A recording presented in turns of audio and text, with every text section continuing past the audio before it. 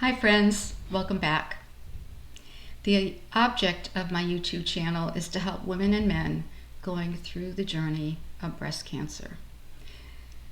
So, although we're named Mastectomy 101, we discuss issues that could apply also to people having just a lumpectomy as their choice of treatment. But before we get started, please hit that subscribe and like button.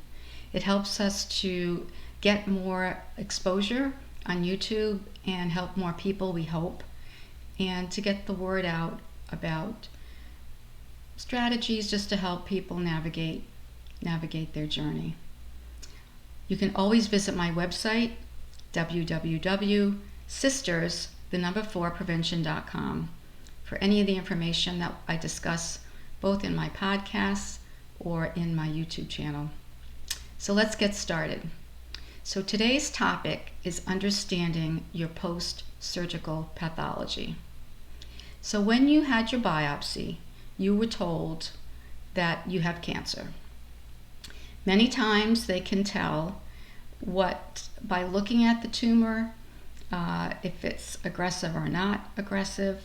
Sometimes they're able to get the hormone receptors, estrogen, progesterone, and the HER2 receptor, which is the human epidermal growth factor. But really, the surgical pathology is what will be used to decide your path of treatment. And the surgical pathology is usually discussed at your first oncology appointment. They don't like to just obviously give you the results over the phone because there normally is a lot to understand and a lot to go over. And by that point, hopefully you've healed enough that you can be open to listening and hearing what they have to say. Of course, we all pray and hope for those words, no lymph node involvement, but many people are not lucky enough to hear that. So this appointment is probably the most important appointment you will have in your whole journey. So I am not a medical expert or medically certified, but I'm going to tell you by research what these terms mean and how they're used to determine treatment plans. So the difference between a tumor grade and your staging of your cancer is confusing because we normally refer to cancer as stage 1, 2, 3, 4, up to stage 4. And we normally don't talk that much about your tumor grade, but it's a very important part of the treatment decision. So staging is what they use to classify the cancer based on its projection and whether or not it has traveled to other parts of your body.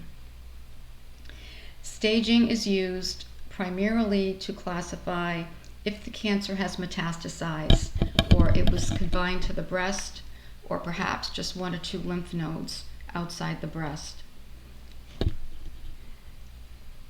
So they use what they call the TNM staging system. T is your tumor, N is your lymph node involvement, and M is whether it has metastatic spread.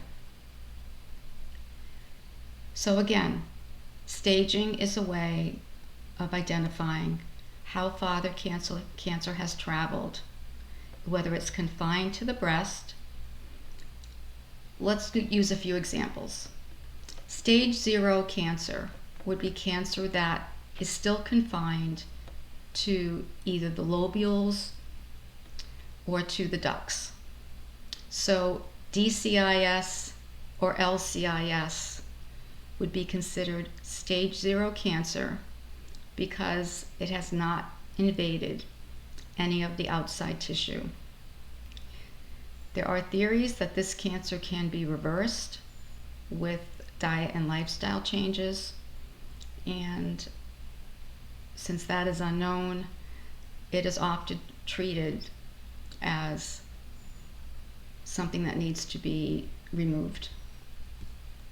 Stage 1 cancer is when the cells have invaded the nearby tissue but has not yet left the breast tissue. So that would be, in my case, I had invasive ductal carcinoma.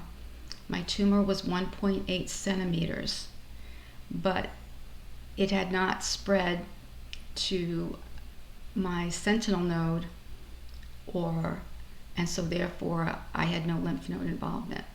So I was classified as stage 1, meaning that it had invaded the breast tissue but had not left the breast.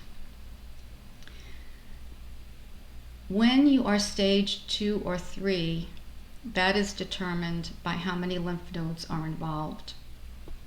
And stage 4 means that they have found evidence of the cancer elsewhere in the body. So the cancer has metastasized. Now it's kind of crazy. When I was at Project Lead, we actually had a long discussion about this one afternoon, because stage 1 cancer, I always thought, well, you get stage 1, then you go to stage 2, stage 3, and stage 4. But that's not the case. It doesn't follow the logical pattern.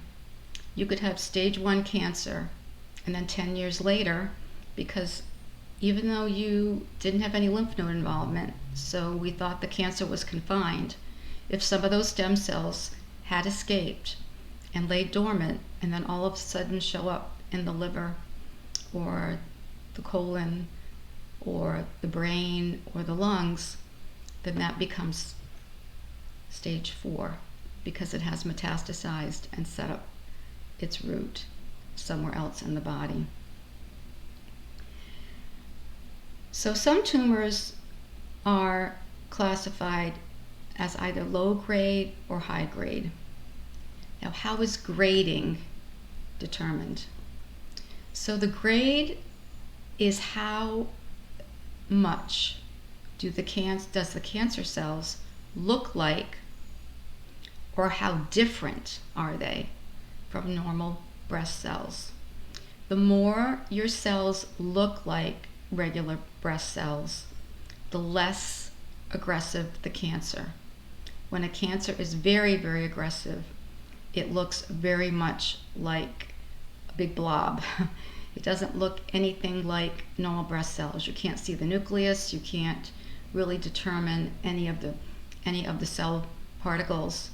So the more your cancer cells resemble normal breast cells, then the lower the grade of your cancer. And that sort of makes sense, because if you think about it, when things start to go haywire, the more people you have involved, right? The more cells you have involved, you would think it would be more aggressive. And when you think about it, as the cancer cell divides, it gets more and more different from its original normal cell. And then when that divides, it gets more different and more different and more different. So low-grade cancer cells are what we refer to as well differentiated. So I'm going to take a sidebar on that. So when I went for my oncology appointment, my oncologist said, "We know you had cancer, so you know that already. But if you have to have cancer, you have good cancer." And I just looked at her and I said, "I don't think there's any such thing as good cancer." And she said, "No, there isn't.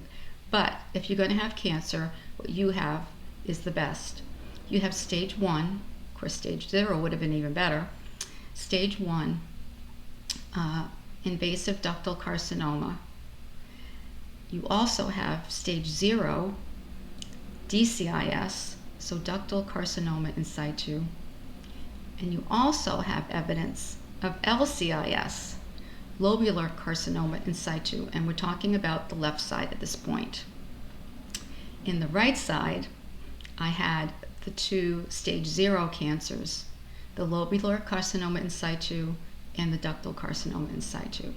So because I had had a mastectomy on the right side, even though they found extensive evidence of the in situ cancer and my lymph node, my sentinel node was negative, they considered that side to be addressed.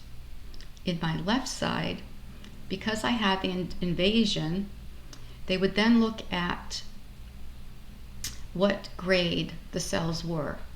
So my cells were highly differentiated, which meant that they were still pretty normal looking. They had escaped the duct, so they were invasive, but they hadn't quite become aggressive yet. So I was quite lucky. So again, the lower the number, the lower the grade. The lower the number, the more the cancer cells look like normal cells or are highly differentiated. So I had stage 1, no lymph node involvement, and highly differentiated. So I had pretty much the best sort of treatable cancer. Now, when I was treated, the Oncotype test was brand new. And had it not been announced at that time, even though I had stage 1 cancer, lymph node negative, I would have had chemotherapy because I had bilateral breast cancer. So all these factors are very individualized, and this is why we all talk about having breast cancer, but as different as we are as individuals, it's as different as our cancers can be. So I would not know from that appointment whether or not I was going to have chemotherapy. So what had to happen, because it was such a new thing at that time, where they would test my genetic composition of my tumor, I had to petition my insurance company to get it approved to have the test. So thank goodness, thank the Lord, another God incidence in my life, they did approve me, and I was able to have the Oncotype test. And luckily for me, my Oncotype score came back low enough that I did not need chemotherapy. Now that was told to me at a subsequent oncology appointment, because this was not done immediately after surgery. So why isn't it just okay to go ahead and have chemotherapy anyway? So when I was told I wasn't having chemo, I was a little concerned, because I said, well, isn't it better to use everything we can, everything we have available to defeat this cancer?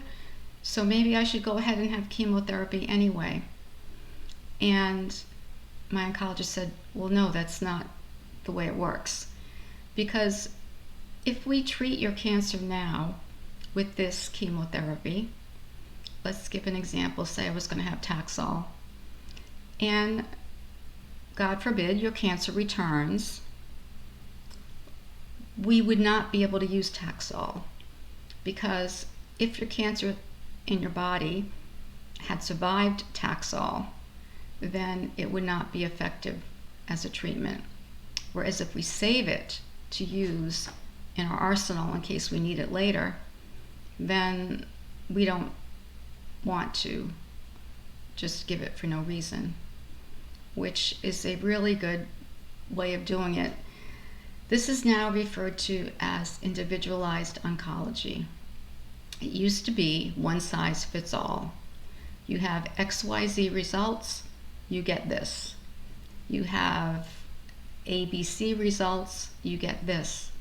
And now there are so many factors that they look at to determine whether or not you will have chemo and what type of chemo you will have. So that's reassuring, I would think. If you meet someone else that had, let's give an example, had the same type of cancer you had. In my case, I had estrogen receptor positive, progesterone receptor positive, HER2 negative, and stage 1. If I compare myself to someone with that exact diagnosis, I can't. I don't know what their tumor grade was. I don't know what their oncotype score was. So it's really important that when you're looking online, on blogs, or on different chat rooms, that you don't compare yourself with someone else without knowing all the facts, without knowing all of their pathology specifics before you can decide and be talked into something by someone else that you really shouldn't be. So the net result in my case was no chemotherapy, but I would be having tamoxifen for 5 years. And eventually, because I had other issues going on, I would have a hysterectomy and then be switched to Femara. But my hormone therapy would be continued for 10 years. So it's a lot of information I've given you today. I hope you can digest it all. Go to my website, www.sisters4prevention.com, and there's a written explanation of what we talked about today. So I'm going to ask you one more time, hit that like button and subscribe button, and even better, hit the bell, because I do plan to do some live broadcasts once I'm getting my feet wet here a little bit with these taped broadcasts. So, and don't forget my website again, www.sisters4prevention.com. Check out my podcast, check out the latest information on the vaccine, and I'm just so grateful for your time and sharing your time with me. And I pray for you, and until next time, stay safe, stay well, and may God bless. Thank you. Bye for now.